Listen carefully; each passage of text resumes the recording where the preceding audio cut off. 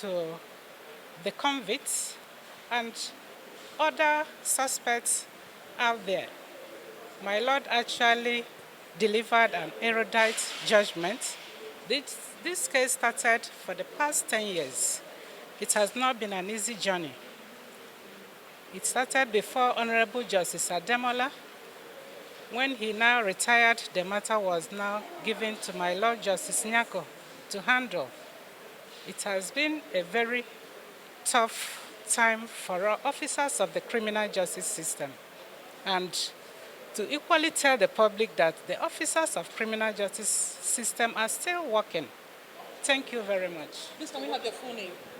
My name is Chioma Onwebu. I'm a deputy director in the Federal Ministry of Justice. Delivered by the court.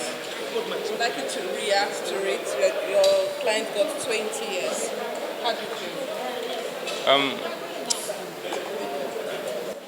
It wasn't the best of feelings. We did a good job in the course of the trial. So it's one of those things that happen in criminal cases.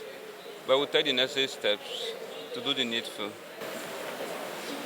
Okay, sir, is it correct that once a defendant pleads for leniency from the court, that he or she has admitted the judgment delivered by the court and cannot appeal that judgment? No. Plea for leniency is just saying that, okay, having convicted me, whether right or wrong, I need you to give me a least sentencing. I need just deliver the sentencing, with some discretion. Use your discretion and give me the least sentence you can that is permitted by the law. Not that I'm guilty. It's just saying that having found me guilty, give me the least sentencing. And it gives condition why the court should act on, because discretion is not given on a vacuum. You give the court reason why they should give you least sentence, and that's exactly what they did. Thank you. Yes, Let's thank have you. your full name. My name is Baladaku. No, let me correct an impression. First of all, I represent the fourth defendant in this matter. The issue before the court was not a case of unlawful custody. You understand? So the court never found my client guilty of unlawful custody. The court only made that point, that even though it has discharged and acquitted the fourth defendant in this matter, my client still has a case to answer because he escaped from lawful custody. And if you see when I was thanking the court, I told the court that when we get to the bridge, we will know how to cross it. We will now determine whether it was a lawful custody or not. Do you understand what I'm saying? Whether it was indeed a lawful custody or not, because we believe it was not. We believe that in this case, the DSS went on a wild goose chase in this matter. And the court clearly made that point clear.